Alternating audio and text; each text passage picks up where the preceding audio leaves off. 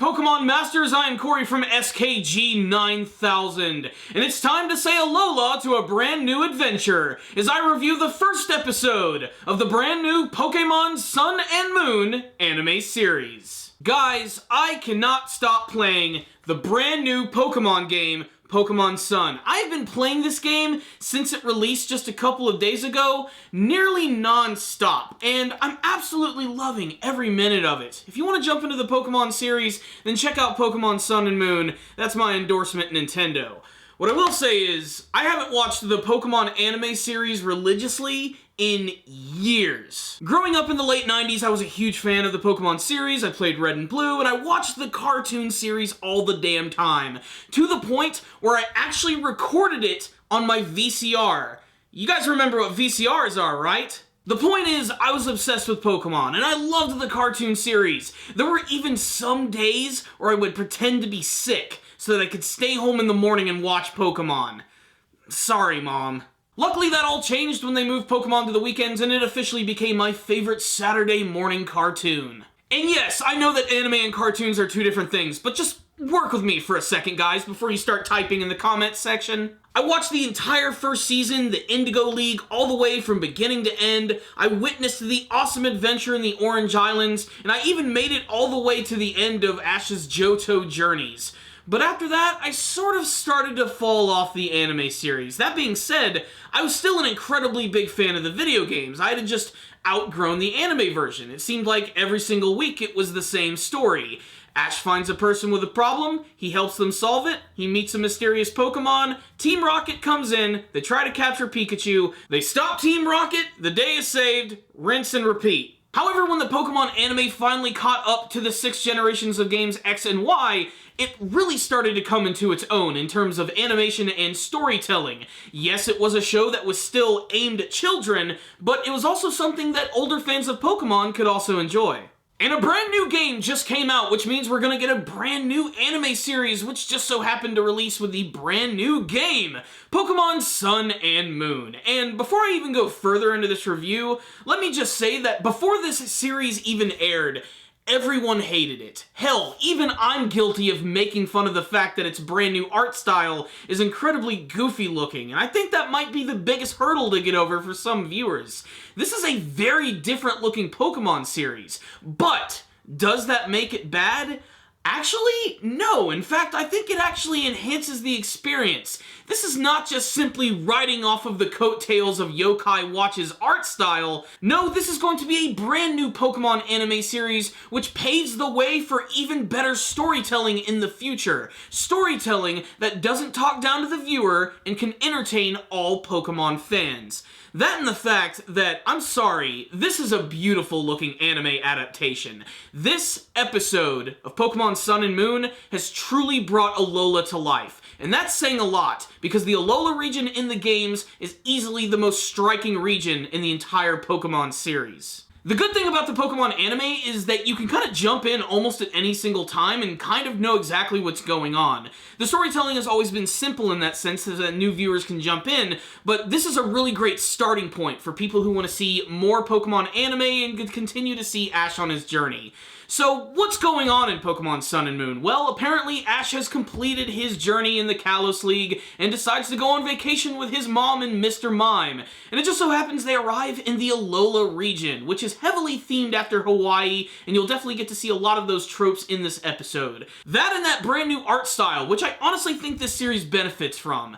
The first hurdle is Ash. Ash looks way different. In fact, a lot of the characters are only subtly different in their character designs, less sharp and more round. However, I don't think I've ever seen Ash be this expressive in my life. A lot of people say that he does look younger, but then again, I don't think he's aged at all over the course of the last 20 years. What is cool is how the episode opens up, where they're immediately in Lola. They just throw you right into the middle of this dream vacation with Ash riding around on this Sharpedo, which just so happens to be something you can do in the game. What I love about it is not only does the Sharpedo act as a jet ski, but it can actually go underneath the water as well, allowing him to see all of the amazing coral and underwater Pokemon, even some brand new ones like Pyukumuku. The only reason I said that is Pyukumuku is fun to say. Pyukumuku! We also get to see Ash's mother again, which I have to say, she's looking pretty good after 20 years. And of course, Mr. Mime. I think it's really funny that they got him his very own Hawaiian shirt. Now, Ash and his family are not just there on vacation, they're also delivering a very special, mysterious egg for Professor Oak. They're going to bring it to the Pokémon School,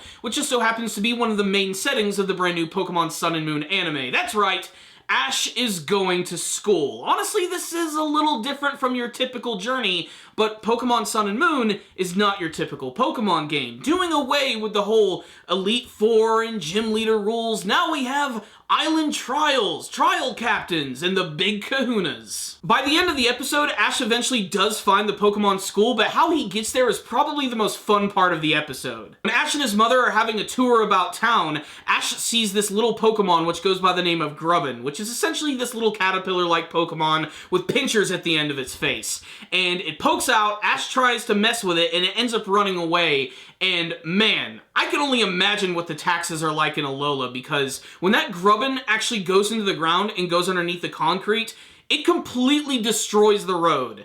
They have got to fix that shit all the time. Note to self, that's the last time I try to bring logic into the Pokemon anime. Ash goes chasing after this Pokemon when he suddenly gets lost in the middle of the forest, and he's confronted by this even bigger, super friendly looking Pokemon who goes by the name of Beware.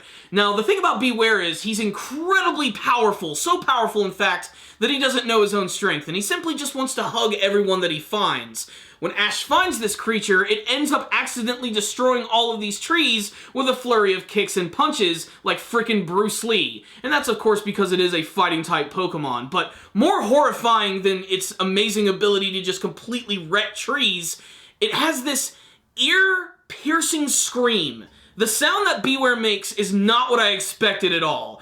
It's just high-pitched and horrifying. It could make glass crack. Ash decides to get the hell out of Dodge, and that's when he finally arrives at the Pokemon School, and not after almost being completely run over by a group of Tauros. Another cool element of the brand new game is that you're able to use Ride Pokemon, and you're going to get to see a lot of that. You saw some of it in the episode with the Sharpedo, and a little bit with Tauros at the end, but the end is when we finally start to meet a lot of our main characters, who are also characters from the games. There is Lily, who is this blonde girl who is completely freaked out by Pokemon, and may or may not be like the Misty of this series, if you know what I mean. We also have a couple of other characters such as Mallow, who is an accomplished cook and is super happy all the time. You also have Sophocles, who's this adorably cute chubby kid who's obsessed with electric Pokemon.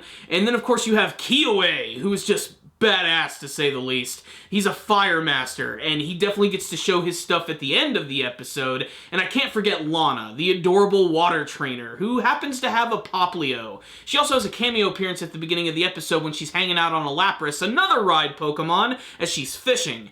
And it just so happens that's her major role in the games as well. So for people who were playing the games on the day that this episode came out, it was just pure instantaneous fan service. We are also introduced to Professor Kukui, who is the resident professor of the Pokemon games, but the real star of this episode, without a freaking doubt, has got to be Samson Oak, the cousin of Professor Oak from the Kanto region.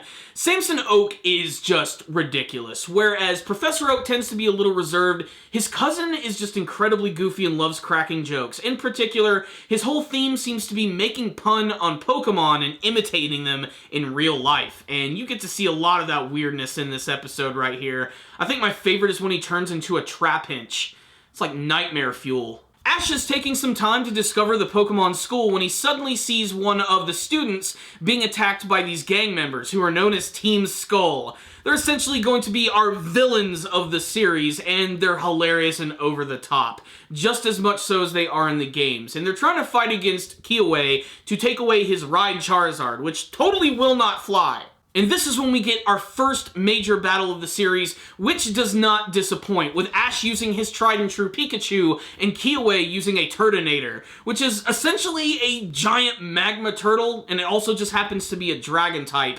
And this whole action scene is really fast, very fluid, and I think shows the best parts of the animation of this series, is how it's not as stiff as before. There's a lot more organic feeling and motion to the way that the characters move. I can't really describe it. It's kind of like poking a piece of Jell-O and watching it wiggle. The biggest reason why this scene is so important, of course, is because we also get to see one of the biggest additions to Pokemon Sun and Moon, which is the introduction of Z-moves, which are super-powered Pokemon moves which are activated when the trainers go through these weird, crazy stances along with their Pokemon, and then they suddenly unleash a super-powered technique which corresponds to their typing or the type of the attack that they're using. And Turtonator uses this massive blast of fire, which should kill the Team Skull members, but this is the Pokemon anime after all. They managed to take out the trainers as well as all of their Pokemon, which just so happen to consist of a Zubat, a Yungoos, otherwise known as Donald Trump, and my personal favorite Salandit, the fire poison type. And the tradition of Ash meeting a legendary Pokemon at the end of the first episode is continued in the very first episode right here when he is confronted by Tapu Koko, who is the guardian deity of Mele Mele Island. Tapu Koko is a weird looking Pokemon to say the least. He basically just looks like a big super rooster. Simple as that. But he meets Ash and he gives him his Z-Ring as well as a Z-Crystal, the Electrium Z, which is going to allow Ash to use the Z-moves just like Kiyoway. So what's the rundown on the very first episode of Pokemon Sun and Moon? You know what? I really liked the first episode a lot. Maybe it's the brand new style. It just makes it seem so much more fresh and interesting.